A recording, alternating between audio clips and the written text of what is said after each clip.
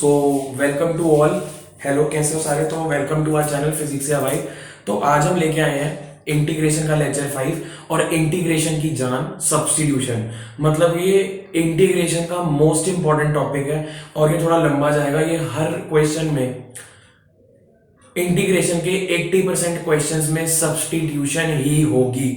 जो paper level के questions होंगे 80% उसमें सब्स्टिट्यूशन ही हो रही होगी। अगर 80% सब्स्टिट्यूशन ना हो रही हुई तो मतलब कोई फिर वो अलग कंसेप्ट का क्वेश्चन है, उसके बारे में हम बाद में बात करेंगे।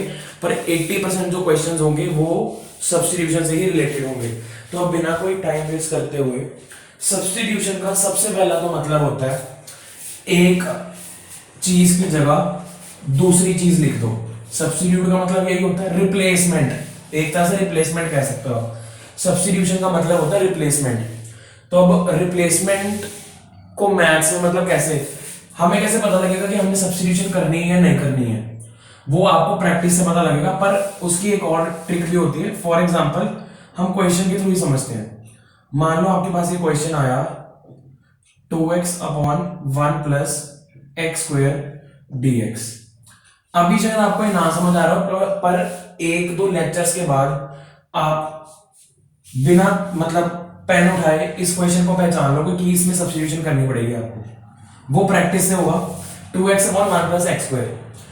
अब सब्स्टिट्यूशन में ना एक ट्रिक होती है, हमने किसी भी चीज को इसमें से सब्स्टिट्यूट करना होता है। पर शर्त यह होनी चाहिए जिस चीज को आप सब्स्टिट्यूट कर रहे हो उसकी डिफरेंशिएशन न्यूमरेटर में पड़ी होनी चाहिए। जिस चीज को आप सब्स्टिट्यूट कर रहे हो न्यूमरेटर में नहीं पड़ी होनी चाहिए, सॉरी मैंने गलत वर्ड यूज कर दिया। जिस चीज को भी आप सब्स्टिट्यूट कर रहे हो उसकी जो डिफरेंशिएशन है वो dx के साथ होनी चाहिए मल्टीप्लाई में। वो dx के साथ मौजूद होनी चाहिए मल्टीप्लाई में। जिस भी चीज को आप सब्स्टिट्यूट कर रहे हो उसकी डिफरेंशिएशन dx के साथ मल्टीप्लाई होनी चाहिए न्यूमरेटर में। न्यूमरेटर में मतलब dx के साथ होनी चाहिए, ये शर्त है। dx के साथ होनी चाहिए, न्यूमरेटर नहीं होनी चाहिए, dx के साथ मल्टीप्लाई होनी चाहिए। अब फॉर एग्जांपल अगर मैं इस क्वेश्चन की बात करूं तो आपको जब मैं अभी लिख रहा हूं आपको थोड़ा ऑड लगेगा कि ये क्या हो रहा है, ये क्या हो रहा है। पर जैसे एक दो क्वेश्चन हो जाएंगे फिर आपको लगेगा कि हाँ भाई मैं भी कर सकता हूं। तो अब मैं स्टार्ट करने जा रहा हूं बिना कोई टाइम वेस्ट किए हुए।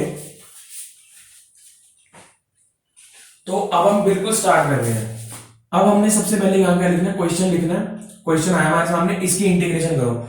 अब हमारा दिमाग नहीं चल रहा भाई हम क्या करें, पर सब्स्टिट्यूशन के पास इसका इलाज है। हम क्या लिखेंगे, let 1 plus x square is equal to t. 1 plus x square denominator को हमने टी ले लिया। क्यों ले लिया, मेरी बात सुनो, क्यों लिया? जब मैं इसकी डिफरेंशिएशन करूंगा, differentiating both sides with respect to x, देखो यहां पे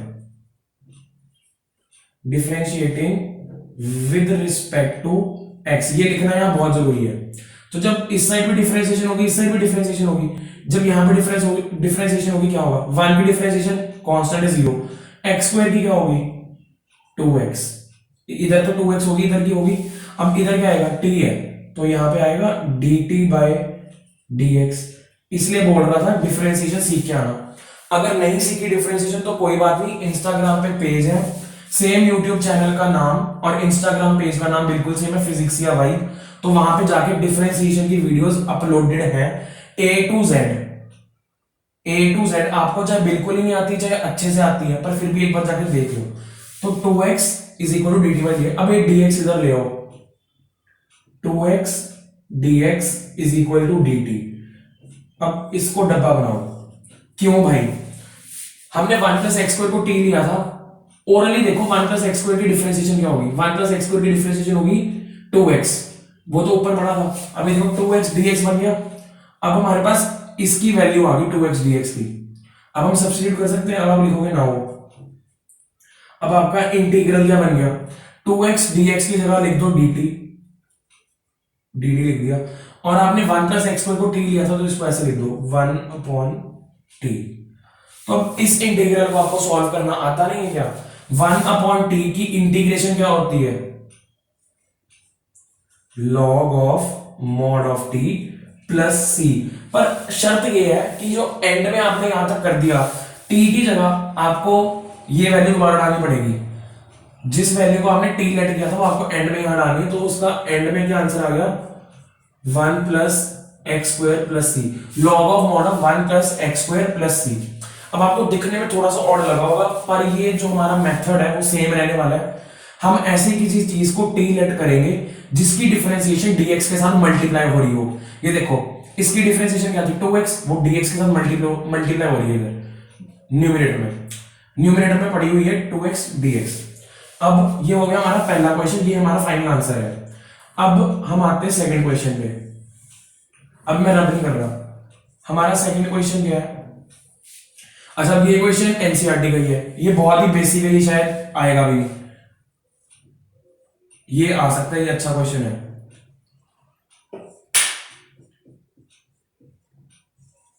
ये क्वेश्चन को देखो, इस क्वेश्चन को ऑब्जर्व करो। सबसे पहला आपका भी ये काम होना चाहिए कि आपसे क्वेश्चन हो रहा नहीं हो रहा वो अलग बात है, वो तो मैं एक्सपेक्ट भी नहीं कर रहा क्योंकि अभी तो सिखाया है। आपको बस ये सोचना है कि मैं किस चीज को टी लूं, मुझे टी किस चीज को लेना है, उस चीज को लो जिसकी डिफरेंशिएशन dx के साथ मल्टीप्लाई हो रही हो। इसलिए इसका ये मतलब आपकी डिफरेंशिएशन भी स्ट्रांग होनी चाहिए। अगर मेरी बात सुनो, आपके पास है dx के साथ मल्टीप्लाई क्या हो रहा है, एक तो e raise to power tan inverse x multiply हो रहा है, एक इंटू 1/1 प्लस एक्स पे मल्टीप्लाई हो रहा है। तो अगर मैं, मेरी बात सुनो ध्यान से,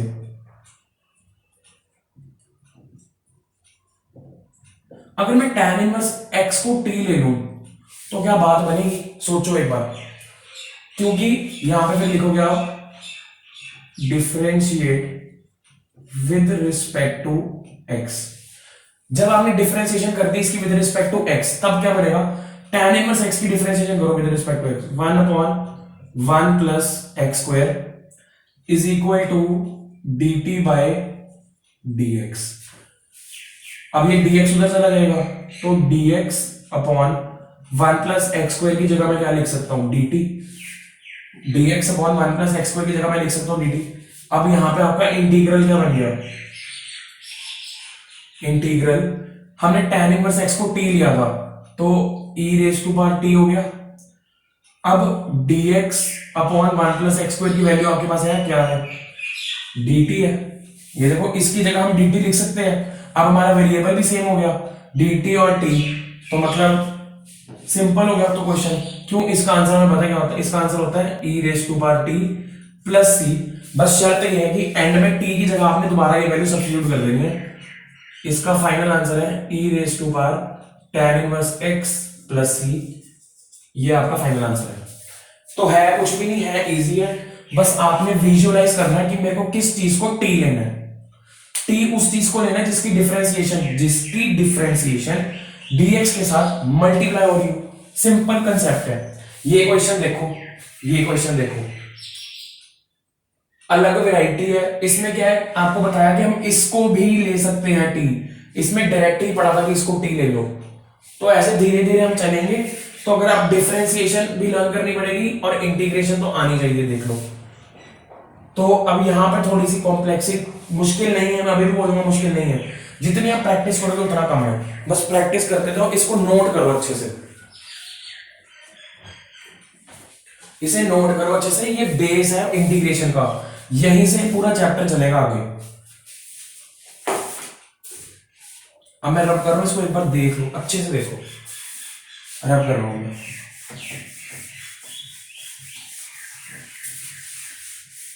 ये जो भी दूसरा क्वेश्चन कराएंगे, ये वाला tan इनवर्स वाला, वो अच्छा क्वेश्चन है, बहुत बार बोर्ड के पेपर में आया हुआ है, तो इसको सीरियसली लेना। आसान मत समझना कि शुरू में करा दिया तो इजी होगा, है इजी, मतलब फ्री में मत ले लेना, बस ये बोल रहा हूं। अब जो अगला क्वेश्चन है वो देखो,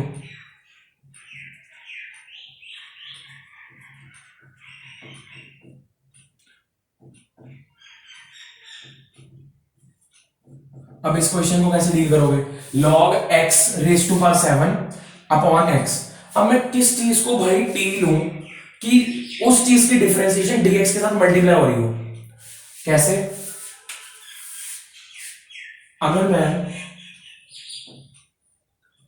log x को t ले लूं और मैं यहां लिखूं differentiate with respect to x, तो इसको with respect to x differentiate करो। log x की क्या होती है, 1/x is equal to d t by d x, d x उधर चला गया तो dx अपॉन x is equal to dt आ गया।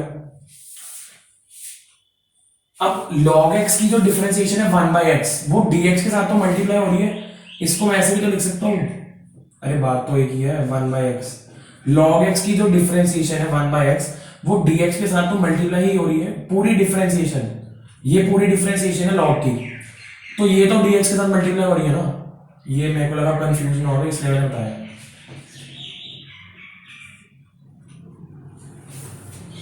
अब आपका इंटीग्रल क्या बन गया, इसे ऑब्जर्व करो, आपने log x को t लिया था तो t की पावर 7 लिख दो, ठीक है।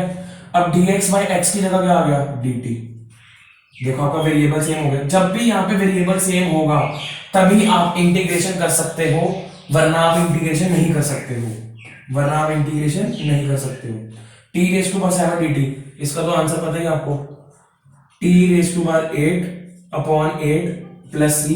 बस शर्त क्या है, यहाँ पे t की जगह आपको log x डालना पड़ेगा, तो इसका फाइनल आंसर क्या आएगा, log x raise to power 8 upon 8 plus c. ये आपका फाइनल आंसर है, ये आपका फाइनल आंसर है। ये अच्छा क्वेश्चन है, एक बार स्ट्राइक नहीं करता कई बार दिमाग में, तो इसको जरूर करना ट्राई। अब हमारा जो अगला क्वेश्चन है वो भी देख लो।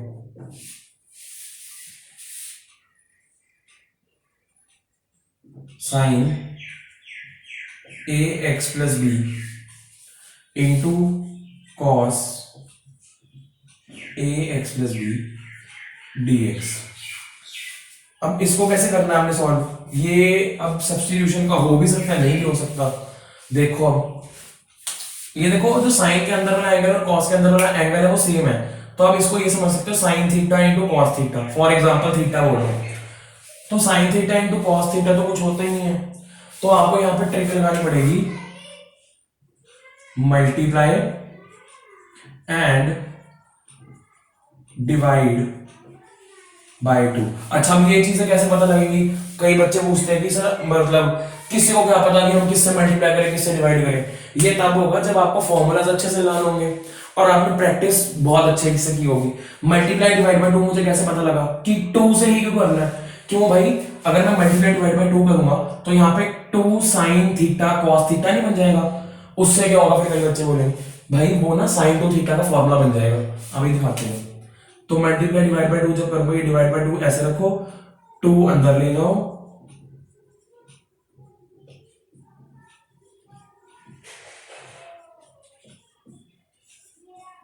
ठीक है। अब इधर रखा हाफ हमने, अब 2 साइन थीटा कॉस थीटा क्या होता है, फॉर्मूला होता है साइन 2 थीटा का, साइन 2 ऐसे ए एक्स प्लस बी ऐसे, तो मैं इसको अंदर मल्टीप्लाई कर दूं तो मेरा क्या बना 2ax प्लस 2b dx। अब आपका ये क्वेश्चन इसमें बदल गया, आपको आपका रील हो गए कैसे, अब इसकी इंटीग्रेशन ही चाहिए आपको। अच्छा जी, मैं आपसे पूछूं साइन एक्स की इंटीग्रेशन क्या होती है, आप बोलोगे माइनस कॉस एक्स, पर यहां पे x की जगह तो ये बड़ा सारा था, अगर x की जगह ये बड़ा सारा था तो x के कोएफिशिएंट से डिवाइड भी तो हो जाएगा, तो ये आपका फाइनल आंसर है, ये आपका फाइनल आंसर है। कहीं पे भी अगर आपको लगा हो कि मैंने तेज बोला या समझ नहीं आया तो उसके लिए मैं दोबारा बता रहा हूं, ये क्वेश्चन था हमारे पास। अब हमें डायरेक्टली तो समझ आ नहीं था, हम क्या करें, फिर हमने सोचा मल्टीप्लाई डिवाइड बाय 2 करके देखते हैं, उससे हमारा फॉर्मूला कंप्लीट हो जाएगा। यहां पे मैं लिख भी देता हूं कि साइन 2 थीटा होता है 2 साइन थीटा कॉस थीटा, तो हमारा ये फॉर्मूला होता है, तो हमने ये कंप्लीट करने का सोचा, इसलिए हमने मल्टीप्लाई डिवाइड बाय 2 किया। फिर हमारा ये फॉर्मूला, ये क्वेश्चन टाइप इसमें बदल गई, फिर हमें साइन थीटा की इंटीग्रेशन तो आती है माइनस कॉस थीटा, पर यहाँ पे थीटा की जगह तो कुछ और था, तो इसीलिए हमने फिर उसको x के कोएफिशिएंट से डिवाइड कर दिया, x का कोएफिशिएंट यहाँ 2a है इसीलिए। तो ये आपका फाइनल आंसर है। अच्छा क्वेश्चन है ये दोनों ही, इसमें सब्स्टिट्यूशन थी, इसमें सब्स्टिट्यूशन नहीं थी, ठीक है। तो ये भी नहीं होगा कि अब सब्स्टिट्यूशन चल रही है, सब्स्टिट्यूशन ही मतलब बीच बीच में वैरायटी होती रहेगी, आती रहेगी वैरायटी। अब अगला क्वेश्चन भी अच्छा है, पहले इसको नोट करो अच्छे से, तसल्ली से शांति से देखो बस, नोट करते रहो, पहले एक बार देखो, समझो, फिर नोट करो। रब करने का टाइम।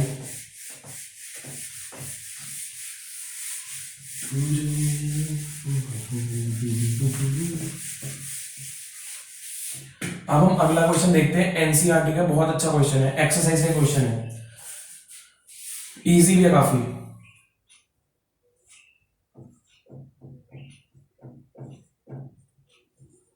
ये आपको दिख नहीं रहा होगा शायद, छोटा लग गया काफी। ये है क्वेश्चन हमारा, e रेज टू बार x plus e raise to bar minus x dx। अब ये क्वेश्चन को देख के आपको लग रहा होगा छोटा सा क्वेश्चन है, ठीक है, मैं मानता हूं इजी क्वेश्चन है ये, पर अगर एक बार ना किया हो ना फिर थोड़ा फंस सकता है ये। तो इसको डील कैसे करना है आपने, स्टेप बाय स्टेप चलेंगे। 1 upon e raise to bar x, इसको ऐसे लिखा प्लस, अभी जो e raise to bar minus x है, क्या मैं इसको ऐसे लिख सकता हूं, 1 upon e raise to bar x dx, इसको मैं ऐसे भी लिख सकता हूं। अगले स्टेप में क्या करेंगे, 1 अपॉन, अब ये जब एलसीएम लेंगे हम इधर, तो ये इसके साथ मल्टीप्लाई होगा, e रेज टू बार x into e raise to बार x प्लस 1, और एक जो नीचे वाली ये e रेज टू बार x है वो ऊपर चला जाएगा। ये मैं एक एक स्टेप शो कर रहा हूं कि ये मल्टीप्लाई भी होंगे, फिर प्लस हो रहा है ये सब,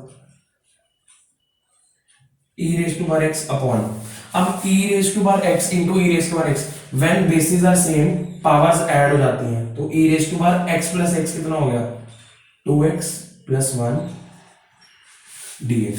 भाई अब ना यहां बात नोटिस करने वाली है, कैसे, अब मैं इधर करूंगा ये क्वेश्चन जितना भी है, तो पहले तो मैं इसको एक और शक्ल में लिख सकता हूं, कैसे, e नहीं लिखेंगे, इसको मैं ऐसे भी लिख सकता हूं क्वेश्चन को, e रेज टू बार x upon e raise to बार x का स्क्वायर प्लस 1 dx। अब मैंने इसको e raise to bar 2x को मैंने ऐसे ही क्यों लिखा, अब ये भी कैसे मुझे पता लगेगा, हो सर आप तो ऐसे अपनी मर्जी से लिखे जा रहे हो, आपको तो पहले पता ही होगा, पर ऐसी बात नहीं है।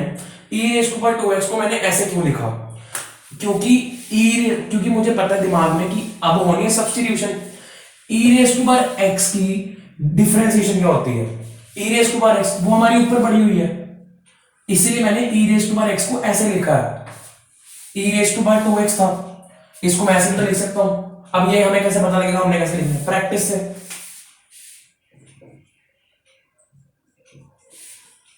अब यहां पे हमने लिखना है लेट e रेज टू बार x is equal to t differentiating with respect to x, e raise to बार x dx is equal to dt। तो अब हमने बस सब्स्टिट्यूट करनी है, तो अब हमारे इंटीग्रल क्या बन गया, e रेज टू बार x भी x की वैल्यू सब्स्टिट्यूट कर दो dt, इसकी जगह dt लिख दिया हमने। अब 1 अपॉन e रेज टू बार x को हमने क्या लिया था t, तो t स्क्वायर प्लस 1। अब इसकी इंटीग्रेशन आपको आती है, इसकी इंटीग्रेशन बहुत इजी है, फॉर्मूला लिस्ट चेक करना, इसका आंसर डायरेक्टली होता है tan inverse t plus c, ये tan इनवर्स t की इंटीग्रेशन का आंसर है, पर शर्त ये है जिसको आपने t लिया था उसकी वैल्यू वापस डालनी पड़ेगी, तो इसको आप लिख सकते हो tan inverse e raise to बार x plus c is your final answer, ये आपका फाइनल आंसर है। तो ये इतना छोटू सा क्वेश्चन लग रहा था देखने में, थोड़ा सा बड़ा हो गया, और ये 2 नंबर के लिए बिल्कुल परफेक्ट है, एनसीईआरटी की एक्सरसाइज में है, 7.23 में होगा शायद, इतना मतलब राइट साइड वाले पेज के ऊपर था ऐसा कुछ, चलो छोड़ो, पर अब एनसीईआरटी अब ट्राई जरूर करना, आप हेल्पफुल रहोगे। इसको नोट करो अच्छे से नोट करो, अच्छे से रब कर रहा हूं मैं।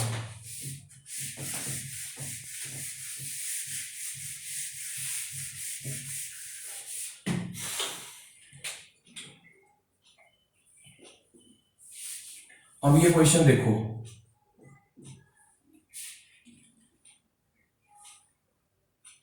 इंटीग्रल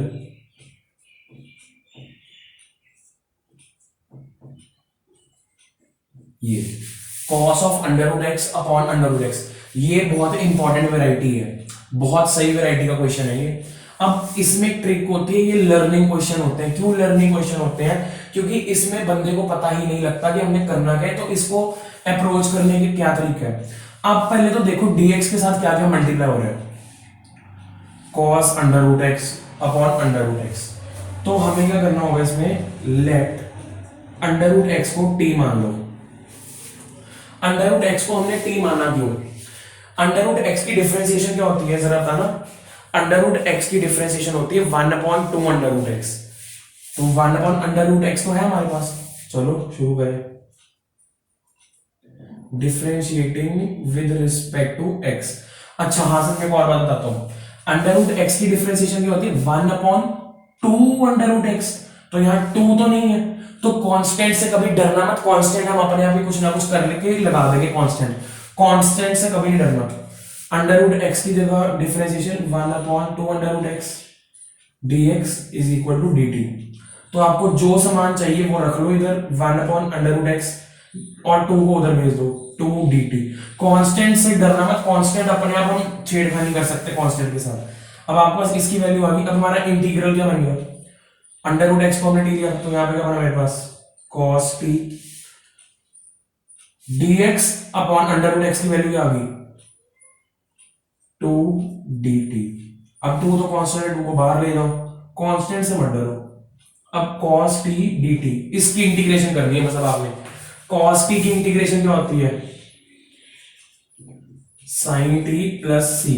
पर शर्त क्या है, आपने t की जगह जो लेट किया था वो डालना है। तो ये अब आपका फाइनल आंसर है, ये अब आपका फाइनल आंसर है 2 sin under root x, 2 sin under root x plus c आपका आंसर है। क्यों भाई, cos t की इंटीग्रेशन होती है sin t, इसीलिए। तो ये क्वेश्चन को देखो, आपने अच्छे से इसको लर्न करना है, फिर बात बनेगी कुछ जाके। अब फॉर एग्जांपल एक और सेम वेराइटी का क्वेश्चन है, इसके साथ इसीलिए करा रहा हूं, सेम वेराइटी, बिल्कुल सेम वेराइटी है। Secant square under root x upon under root x, इसको भी आप लोग ट्राई कर सकते हो। इसको तो आपको पॉज करके जरूर ट्राई करना चाहिए, क्योंकि अभी ताजा ताजा कराया है। सेम इसमें भी वही है, let under root x is equal to t. Under root x complete लेना है, अंडर रूट एक्स को टी लेना है हमने, तो इसकी डिफरेंशिएशन कर दो विद रिस्पेक्ट, वो लाइन जरूरी है लिखनी, dx is equal to dt। तो 1/√x जो हमें चाहिए उसको इधर रख लो,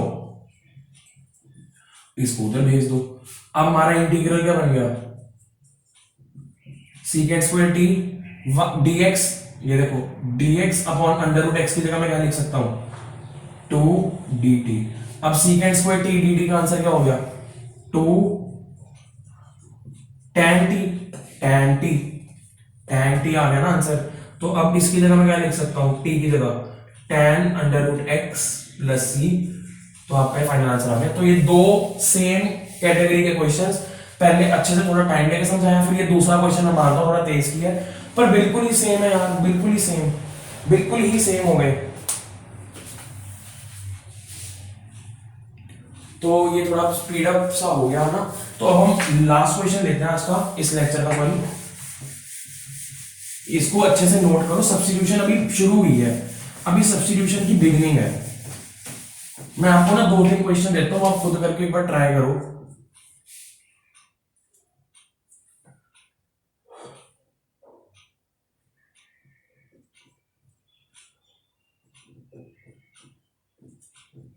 एक ये क्वेश्चन,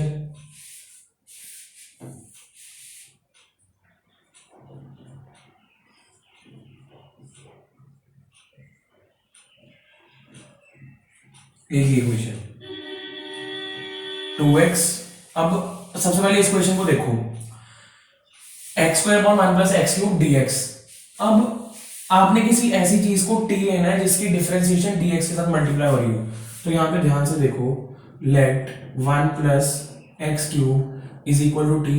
अब डिफरेंशिएटिंग बोथ साइड्स जब लिखोगे तो इसकी पहले डिफरेंशिएशन करो, इस साइड की क्या आएगी, 3x square is equal to dt by dx। तो अब हमें किसकी चाहिए, dx, x square dx is equal to dt by 3। Constant को इधर ले आओ भाई, हमें तो सिर्फ इससे मतलब है कि हमें dx के साथ क्या पढ़ा, हमें उसकी वैल्यू मिल जाए ताकि हम सब्स्टिट्यूट कर दें। तो हमारा इंटीग्रल क्या बनेगा, 1/1, तो ये t आ गया, इसको हमने t लिया था। अब हम इसकी जगह क्या लिख सकते हैं, dt/3, उसको मैं बाहर लिख दूं। अब ये तो सिंपल बन गया। तो 1/t dt की इंटीग्रेशन क्या होगी, 1/t की क्या होती है, log of mod of t divide by 3 plus c। पर शर्त यह है कि हमें t की जगह ये चीज डालनी है। तो log of 1 plus x cube by 3 plus c, ये आपका फाइनल आंसर है। ये आपका फाइनल आंसर है इस क्वेश्चन का। अब ये है तो सिंपल ही क्वेश्चन, पर ये आपको पॉज करके खुद ट्राई करनी है। अब ये वाला क्वेश्चन बहुत ही इजी है। इसमें क्या करोगे आप, एक्स स्क्वायर को सीधा डी मान लो, एक्स स्क्वायर को सीधा डी मान लो। अब आपके पास क्या बचा, एक्स को डी माना, डिफरेंशिएटिंग बोथ साइड्स। अब आपके पास क्या बना, इंटीग्रल 2x dx की जगह क्या लिख सकते हो, dt e raise to power t, 1/e raise to power t, 1/e raise to power t। अब इसको अब log of mod of e raise to power t मत लिख देना, यहाँ पे t नहीं है अकेला, e की पावर में है t, तो इसको वैसे लिखोगे log, ये इसको ऐसे लिख सकते हो आप, इसको आप ऐसे लिख सकते हो, ठीक है। अब इसकी इंटीग्रेशन क्या होगी, e raise to power x की क्या होती है, e raise to power x, पर जो x का कोएफिशिएंट है उससे डिवाइड कर दो, तो -1 प्लस c, आपका आंसर आ गया minus e raise to power -t। t की जगह आपने क्या रखना है, एक्स स्क्वायर प्लस c, ये आपका फाइनल आंसर है। तो आज की वीडियो के लिए इतना ही। सब्स्टिट्यूशन के मेरे ख्याल से 4 से 5, 3-4 क्वेश्चन तो करा दिए हैं, तो उनको अच्छे से समझो। अब अगले लेक्चर में हम आएंगे इसी के अच्छे क्वेश्चन लेके सब्स्टिट्यूशन के। तो तब तक के लिए पढ़ते रहो, एंजॉय भी करो, पूरा करो, पर अपना पढ़ाई को टाइम देना शुरू कर दो। अगर आप बोलते हो तो टाइम टेबल की भी बात कर लेते हैं, पर इस वीडियो में नहीं, अगली वीडियो में देखेंगे। पहले अभी हम चैप्टर की तरफ फोकस करते हैं, जितना इंपॉर्टेंट जरूरी चीजें वो आप तक पहुंचनी है। तो बस thank you, have a good day.